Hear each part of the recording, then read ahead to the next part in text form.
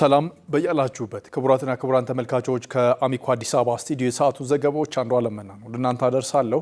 አብራችሁን ቆዩ። የሕዝብ ተወካዮች ምክር ቤት የቁልፍ መሰረተ ልማቶች የሳይበር ደህንነት አዋጅን አጸደቀ።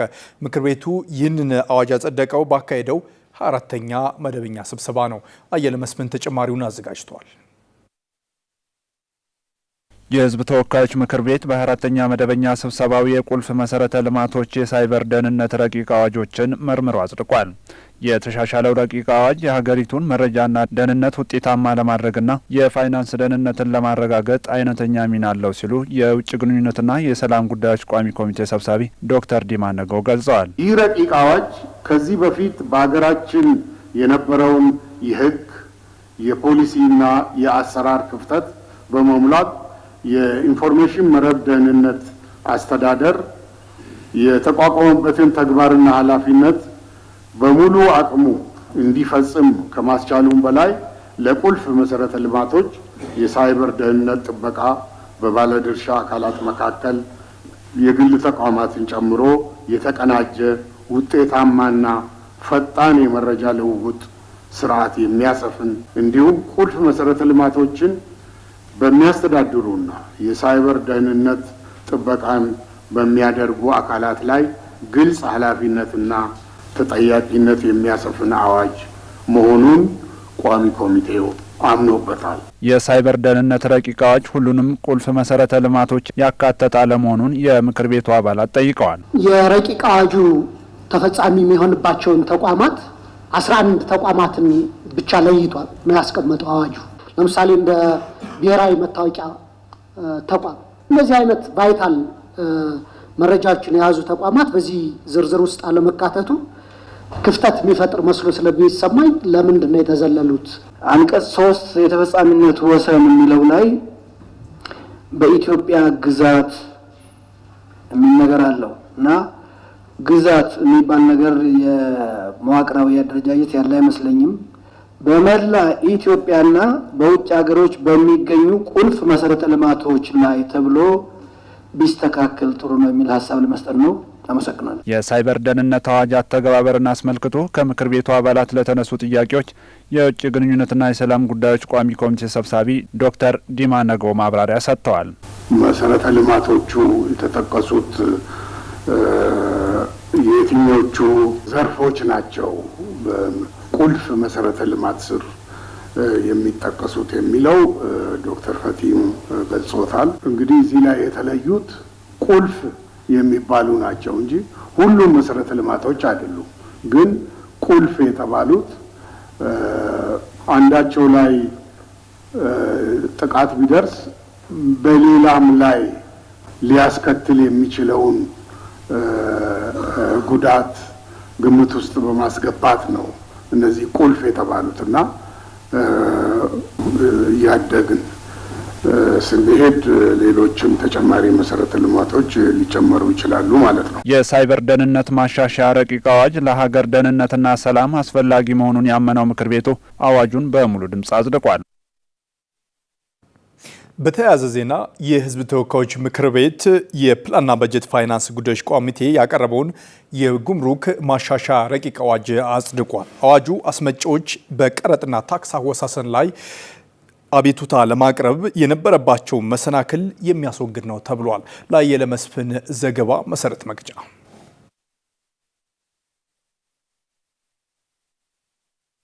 የሕዝብ ተወካዮች ምክር ቤት ባካሄደው 24ኛ መደበኛ ስብሰባው የጉምሩክ ረቂቅ አዋጅን መርምሮ አጽድቋል። የፕላን በጀትና ፋይናንስ ጉዳዮች ቋሚ ኮሚቴ ሰብሳቢ አቶ ደሳለኝ ወዳጄ እንደገለጹት ኢትዮጵያ ከፈረመቻቸው ዓለም አቀፍ ስምምነቶች ጋር የተጣጣመ እንዲሆን የሚያስችልና በጉምሩክ አሰራር ውስጥ ፍትሐዊነት እንዲረጋገጥ አስቻይ ሁኔታ የሚፈጥር መሆኑን አብራርተዋል። ረቂቅ አዋጁ በዘርፉ ሀገራችን ከፈረመቻቸው ዓለም አቀፍ ስምምነቶች ጋር የተጣጣመ እንዲሆን የሚያስችል መሆኑና በጉምሩክ አሰራር ውስጥ ፍትሐዊነትን እንዲረጋገጥ አስቻይ ሁኔታን የሚፈጥር መሆኑ ረቂቅ አዋጁ የኮንትሮባንድ ንግድን ለመከላከል የሚደረገውን ጥረት በማጠናከር ረገድ ጉልህ ሚና ያለው መሆኑ 4.3 ረቂቅ አዋጁ በሀገራችን እያደገ የመጣውን የማኑፋክቸሪንግ ኢንዱስትሪ ልማት የሚደግፍና ኢንቨስትመንትን የሚያበረታታ መሆኑ 4.4 ረቂቅ አዋጁ በነባሩ አዋጅ የተጣሉ ገደቦች ነገር ግን አተገባበር ላይ ችግር ሲፈጥሩ የነበሩ ድንጋጌዎችን ያስቀረ መሆኑ 4.5 አስመጪዎች በቀረጥና ታክስ አወሳሰን ረገድ ያላቸውን አቤቱታ በማቅረብ ረገድ የነበራቸውን መሰናክል የሚያስወግድ መሆኑ የሚሉት ነጥቦች ዋና ዋና ጭብጥነት ተለይተዋል። ህገወጥ የኮንትሮባንድ ንግድና ብልሹ አሰራርን ለመከላከል የተሻሻለውን አዋጅ አፈጻጸሙን አስመልክቶ የህዝብ ተወካዮች ምክር ቤት አባላት ጥያቄ አንስተዋል። የመኪና መወረስን በተመለከተ እንደ ጭነቱ መጠን ይልና መኪናው ሊወረስ የሚችልበትን ድንጋጌ ያስቀምጧል። ብዙ ጊዜ እንደምናውቀው ባለመኪኖቹ አሽከርካሪዎች አይደሉም። አሽከርካሪዎቹ ኮንትሮባንድ ጭነው ወይም ህገወጥ ስራ ሰርተው በሚገኙበት ጊዜ መኪናው የሚወረስ ከሆነ የሌላ ወገን መብትና ጥቅም እየነካን አይደለም ወይ? እንደ ጭነቱ መጠን ሲባልስ ምን ያህል ሰብጀክቲቭ ነው ይሄ? አሽከርካሪዎችና ባለቤቶች በኢትዮጵያ ኮንቴክስት የተለያዩ ናቸው። አሽከርካሪው ተቀጣሪ ነው። ባለቤቱ መኪናውን ገዝቶ ደግሞ ለአሽከርካሪ ነው የሚሰጠው። ስለዚህ አሽከርካሪው በሚያጠፋው ጥፋት ባለሀብቱ ተጠያቂ እንዲሆን ማድረግ ፍትሃዊም አይደለም፣ ተመጣጣኝ ቅጣት። ኮንትሮባንድ ዕቃ ቀላቅሎ ጭኖ የተገኘ የተባለው እዚህ ላይ የመኪናውን ባለቤት ብቻ አምጥታችኋል፣ አጓጓዡ ተዘሏል። ለምክር ቤቱ አባላት ጥያቄ ምላሽ የሰጡት አቶ ደሳለኝ ወዳጄ ነባሩ አዋጅ የአተገባበር ክፍተት ያለበትና አስመጪዎች በቀረጥና ታክስ አወሳሰል ላይ የነበረባቸውን አቤቱታ በማቅረብ ረገድ መሰናክሉን የሚያስወግድ ነው ብለዋል። ኮንትሮባንድ የሚያጓጉዙ አካላት ስራውን የሚሰሩት ኢንቴንሽናሊ ወይም ሆን ብለው አቅደው ነው የሚሰሩት። ለዚሁ ተብሎ የተዘጋጀ ባዕድ ነገር ባዕድ አካላት የተገጠመለት ተሽከርካሪ ይዘው ነው የሚንቀሳቀሱት። እነዚህ ሰዎች የሚያዘዋውሩት አደገኛ ዕፅን ጨምሮ ብዙ ነገር ነው። ለህፃናት ምግብ ወይም ደግሞ እነዚህ የተበከሉና ጊዜያቸው ያለፈባቸው ምግቦች የሚያጓጉዙ ናቸው። የጦር መሳሪያ ጭምር ይዘው ይንቀሳቀሳሉ። የሀገሪቱን ወርቅም ሌላውንም ጭምር እየዘረፉ ያሸጋግራሉ። እነዚህን ነው ዲስከሬጅ ማድረግ የፈለገው። እነዚህ ደግሞ ስራዬ ብለው ኢንቴንሽናሊ የሚሰሩ ሰዎች ናቸው። የነዚህ አውቶማቲካሊ እንዳለ የሚወረስ ነው። ረቂቅ አዋጁ የሀገሪቱን ወጪና ገቢ የንግድ ስርዓት ዓለም አቀፍ የጉምሩክ እድገት ከደረሰበት ደረጃ ጋር እንዲጣጣም አስቻይ ሁኔታ የሚፈጥር መሆኑን ያመነው ምክር ቤቱ በሁለት ተቃውሞና በአንድ ድምፅ ተአቅቦ አጽድቆታል። በደብረ ብርሃን ከተማ በሚገኙ የተፈናቃዮች ካምፕ 7ኛው ጠቅላላ ምርጫ ዛሬ ተካሂዷል። መራጮች ወደፊት ዕጣ ፈንታቸውን ይወስናል ያሉትን አካል ያለምንም ተጽዕኖ መምረጣቸውን ተናግረዋል። ስንታየሁ ኃይሉ ተጨማሪ ዘገባ አዘጋጅታለች። የብሔራዊ ምርጫ ቦርድ ባወጣው የጊዜ ሰሌዳ መሰረት የሀገር ውስጥ ተፈናቃዮችን ሰኔ 2 ቀን 7ኛው ጠቅላላ ምርጫ እንዲያከናውኑ በወሰነው መሰረት በዛሬው ዕለት በደብረ ብርሃን ከተማ በሚገኙ 3 የተፈናቃይ ካምፖች ውስጥ 7ኛው ጠቅላላ ምርጫ ተከናውኗል። ያነጋገርናቸው መራጮችም ለወደፊት ህይወታቸው ይበጀናል፣ ይጠቅመናል፣ ኑሯችንን ያስተካክልልናል የሚሉትን ያለማንም ገፊነት ሀገር ለሚረከብ ትውልድ የሚበጀውን ያሉትን መምረጣቸውንም ሀሳባቸውን አጋርተውናል። ምርጫው በጣም አሪፍ ነው፣ ደስ የሚል ነው። እንደኛ ፍላጎት ነው የመረጥነው። በጣም የሚያስደስት ነው። በደንብ ያስተናገዱን አስመራጮቹም በጣም ደስ የሚል ነው። ሀገራችንን ለማቆም እና ለትውልዶችም ጥሩ ሀሳብ እንዲሆን ነው በራሴ ፍላጎት የመረጥኩት። ለኛ የሚሆነውን ብዬ መርጫለሁ። ለልጆቼ ብዬ ለወደፊት የሚጠቅም ነገር ይሆናል ብዬ ነው የመረጥኩት። መጥቼ ተሰለፍኩኝ፣ የሚሆነኝን መርጫለሁ። ምርጫው ጥሩ ነው፣ ደስ የሚል ነው። ያው በሚገባ አስተናግደውናል። ለኛ ያው ለኑሯችን የተሻለ ይሆናል ብለን ነው አሁን እየመረጥን ያለው እና ያው የተንገላታና ያለ ነው መፍትሄ ይመጣልናል ብለን ነው እየመረጥን ያለ ነው። ኑሮው እንዲያምር እንዲደሳ ነው፣ ልጁም እንዲደሳ፣ ሁላችንም እንዲደሳ፣ በሰላም እንድንቀመጥ ነው፣ ሰላም እንድንኖር ነው። እጀኛ ኩ መርጫለሁ። እንግዲህ በደብረ ብርሃን ከተማ በ3 የተፈናቃይ ካምፖች ውስጥ 7ኛው ጠቅላላ ምርጫ ተከናውኗል። በወይንሸት ካምፕ ውስጥ 7፣ በቻይና ካምፕ 10 እንዲሁም በባቄሎ የተፈናቃይ መጠለያ ካምፕ ውስጥ 4 የምርጫ ጣቢያዎች አሉ። በእነዚህ የምርጫ ጣቢያዎች መራጩ ከማለዳው ጀምሮ በመገኘት ምርጫውን አከናውኗል። ቀጥለናል ተመልካቾች። በክረምት ወቅት የኤሌክትሪክ ኃይል መቆራረጥን ለመቀነስ በቂ ዝግጅት ማድረጉን የኢትዮጵያ ኤሌክትሪክ አገልግሎት ገልጿል። የቅድመ መከላከልና ኔትወርክ የማዘመን ስራዎች መሰራታቸውንም ነው የተገለጸው። ሰለሞን አሰፌ ተጨማሪ ዘገባ አዘጋጅቷል። እየተስተዋለ ያለውን የኃይል መቆራረጥ በዘላቂነት ለመቀነስ ረጅም ጊዜ ያስቆጠሩና ያረጁ የኤሌክትሪክ መሰረተ ልማቶችን በመለየት በከፍተኛ ወጪ የመልሶ ግንባታና የማሻሻያ ስራዎች በስፋት እያከናወነ መሆኑን የኢትዮጵያ ኤሌክትሪክ አገልግሎት አስታውቋል። የአገልግሎቱ የኤሌክትሪክ መሰረተ ልማት አስተዳደር መሪ ስራ አስፈጻሚ ዶክተር ገበየሁ ሊካሳ አገልግሎቱ በጥናት ላይ የተመረኮዘ ስራን በስፋት እየሰራ ስለመሆኑ አመላክተዋል። ከ66 ኪሎ ቮልት እና ከዛ በታች ያሉት የኤሌክትሪክ መሰረተ ልማት የዝርጋታ ስራዎችን አዳዲስ ደንበኞችን የማገናኘት የኃይል አስተማማኝነትን የማረጋገጥ እና ከዛውም ደግሞ አገልግሎቱን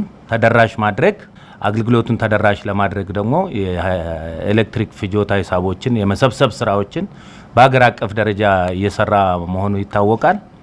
ከዚህ ሁሉ ስራ ውስጥ እንግዲህ ትልቁ ስራ የኃይል አስተማማኝነትን እንዲኖር ማድረግ ነው። ከዚህ አንጻር የኢትዮጵያ ኤሌክትሪክ አገልግሎት ከበጀት ዓመት ከጊዜ ወደ ጊዜ በርካታ ስራዎችን ከጥናት ጀምሮ በጥናት ይለያል።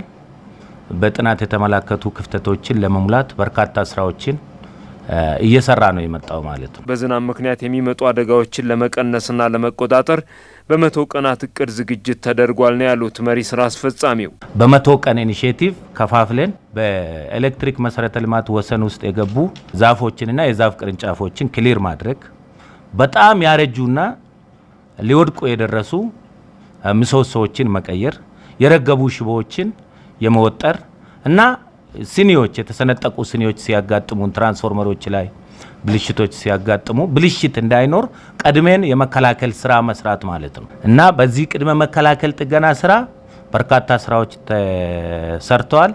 ተጨባጭ ለውጦችም መጥተዋል። አገልግሎቱ በመጪው የክረምት ጊዜ የመብራት መቆራረጥን ለመቀነስ የመልሶ ግንባታ ስራዎችን ማጠናከር፣ የቅድመ መከላከል ስራዎችን ማቀላጠፍና ኔትወርክን የማዘመን ስራዎች በትኩረት እንደሚሰራም ተነግሯል። የተጀመሩ ፕሮጀክቶችን ማጠናቀቅ ነው በቀጣይ የምንሰራው።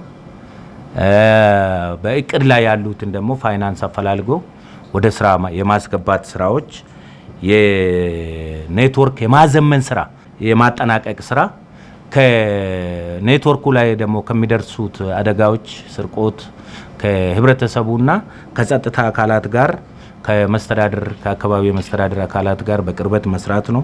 ሌላው ደግሞ ትልቅ አጋራችን የሆነው እኛም ኤሌክትሪክ ከኢትዮጵያ ኤሌክትሪክ ኃይል ገዝተን ነው የምንሸጠው። ከነሱም ጋር በእርግጥ እንደ አንድ ተቋም ነው የምንሰራው። በፊትም አንድ ተቋም ነበር። ኔትወርኩም የተያያዘ ነው።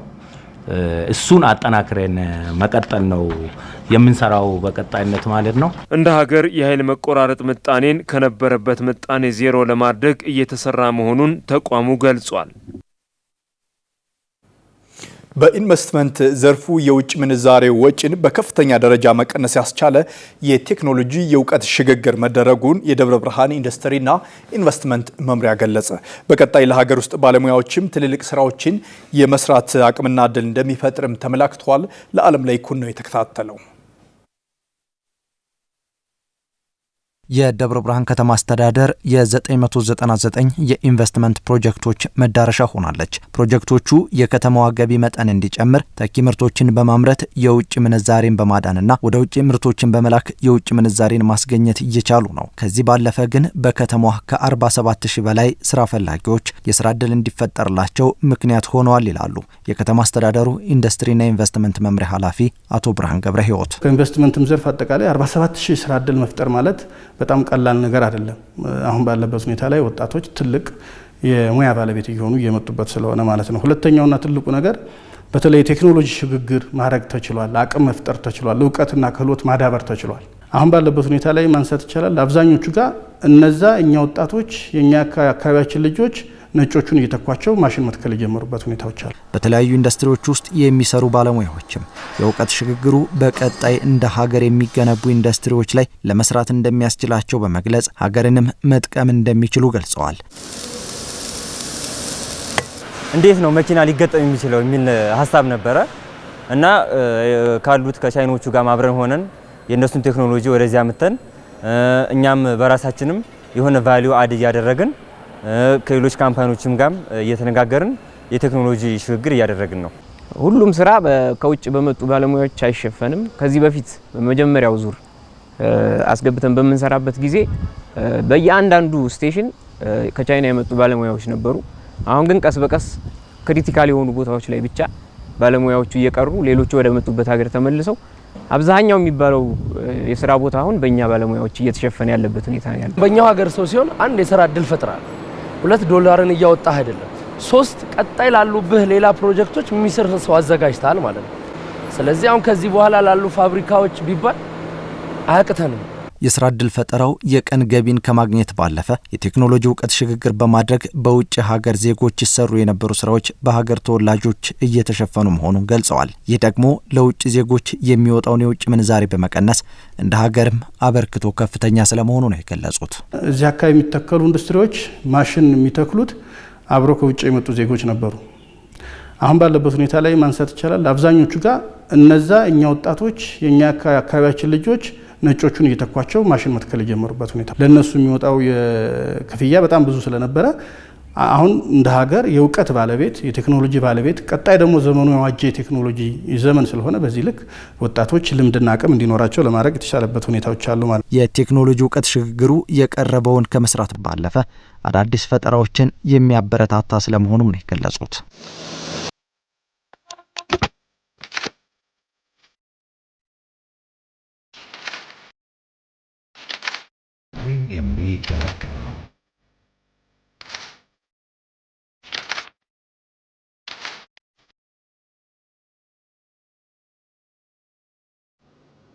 ለነጻነት ሲሉ ዋጋ የከፈሉ ቆራጥ ዘመን የማይሽራቸው ጀግና ናቸው። በዳግም የጣሊያን ወረራ ወቅትም የፋሽስት ጣሊያን ጦር ላይ ተደጋጋሚ ድልን ተቀዳጅተዋል። ልጅ ኃይለ ማርያም ማሞ በዙሪያው ማናቸው የዜና አምዳችን ቴዎድሮስ ኃይለ ኢየሱስ ስለሳቸው ይነግረናል። አብረን እንከታተል። ኃይለ ማርያም ማሞ በሸዋ ጠቅላይ ግዛት 1896 ዓ.ም ተወልደዋል። ትምህርታቸውን በተፈሪ መኮንን ትምህርት ቤት ከመጀመራቸው አስቀድሞ በመንደራቸው በሚገኘው ቤተክርስቲያን መሰረታዊ ትምህርትን ተምረዋል። ኃይለ ማርያም ማሞ የጀግናው የደጃዝማች ኃይሌ አንዳርጋቸው የልጅ ልጅም ናቸው። ኃይለ ማርያም ማሞ በወጣትነት እድሜያቸው በግብርና ስራ ተሰማርተው እንደነበረም የኋላ ታሪካቸው ያስረዳል። ኃይለ ማርያም ማሞ ሚያዝያ 26 ቀን 1928 ዓ.ም በ32 ዓመት እድሜያቸው ከደብረ ብርሃን ጫጫ ተነስቶ ወደ አዲስ አበባ እየገሰገሰ በነበረው የፋሽስት ጦር ላይ ጦርነት ገጥመው 170 የፋሽስት ወታደሮች ሲማርኩ ከተማረኩት ውስጥ ደግሞ 2 የሕክምና ዶክተሮች ይገኙበታል። ከተያዙ ከጥቂት ቀናት በኋላም ምርኮኞችን ለቀዋል። ኃይለ ማርያም ማሞ በፋሽስት ጦር ላይ የተቀዳጁት ይህ ድል ከሸዋ አርበኞች መካከል የቀዳሚነት ስፍራውን ይዣለው ብለው እንዲያምኑ ያደረገ ድል መሆኑንም ታሪካቸው ያስረዳል። ኃይለ ማርያም ማሞ ይህንን ጥቃት በጠላት ላይ በፈጸሙ በማግስቱም የፋሽስት ጦር አዲስ አበባን መቆጣጠር ችሎ ነበር። የኢትዮጵያ ወታደራዊ አመራሮች አዲስ አበባን ለቀው እንደወጡ ኃይለ ማርያም ማሞ በአዲስ አበባ ዙሪያ የደፈጣ ውጊያውን ቀጠሉ። በተጨማሪም ኃይለ ማርያም ማሞ በሰላሌ፣ ሙገር፣ በደብረ ብርሃን፣ በመንዝና ተጉለት፣ በቡልጋና በሰሜን ሰላሌ አርበኞችን በማስተባበር ጠላትን መፋለም ተያይዘውት ነበር። ሐምሌ ወር 1928 ዓ.ም አንዳንድ የአርበኞች ግንባር መሪዎች እጃቸውን ለጠላት መስጠታቸውን ተከትሎም ኃይለ ማርያም የትግል ስፍራቸውን ወደ ተጉለት አዛውረዋል። የኃይለ ማርያም ማሞ የደፈጣ ውጊያና የአርበኝነት እንቅስቃሴ በፋሽስት ጣሊያን ዘንድ ከፍተኛ ብስጭትን ፈጥሮ ነበር። ጀግኖቹ የኃይለ ማርያም ማሞ ተዋጊ አርበኞች በብዙ መቶ የሚቆጠሩ የጠላት ወታደሮችን በመግደልና የተለያዩ መሳሪያዎችን በመማረክ ከፍተኛ ድል አስመዝግበዋል። በወርሃ ሰኔ 1930 ዓ.ም የፋሽስት ወታደሮች በክልሉ ያለውን ተቃውሞ ለማረጋጋት ሲሉ አንኮበርንና በዙሪያው ያሉትን ደጋማ አካባቢዎች ከበው ነበር። በዚህን ጊዜ ኃይለ ማርያም ማሞ 500 የሚሆኑ ወታደሮችን አሰልፈው የጠላት መመለሻ ስፍራን ሰብሮ ለመግባት ከፍተኛ ውጊያ አድርገው ነበር። በቡልጋ ጎርፎ በተባለው ስፍራም በተደረገው በዚሁ ከባድ ውጊያ ላይ ደጃዝማች ኃይለ ማርያም ማሞ ሰኔ 6 ቀን 1930 ዓ.ም በጥይት ተመተው ከፍተኛ የመቁሰል አደጋ ስለደረሰባቸው የአንበሶች አንበሳ የጀግኖች ጀግና ሆነው ስማቸውን በወርቅ ቀለም አስመዝግበውና እጅግ የላቀና ገናና የአርበኝነት ታሪክ ሰርተው ገና በወጣትነት እድሜያቸው በተወለዱ በ34 ዓመታቸው ሕይወታቸውን ለእናት ሀገራቸው አሳልፈው ሰጥተዋል። ተመልካቾች ከአዲስ አበባ ስቱዲዮ ለዛሬ ያዘጋጀንላችሁ ዘገባዎች እኒህ ናቸው። ዘገባዎቹን ደግሞ አንዷለም መናን ከመላ ስቱዲዮ የስርጭት ባለሙያዎች ጋር በጋራ በመሆን ወደ እናንተ አደረስኩ። አብራችሁን ስለነበራችሁ ስለተመለከታችሁን አመሰግናለሁ።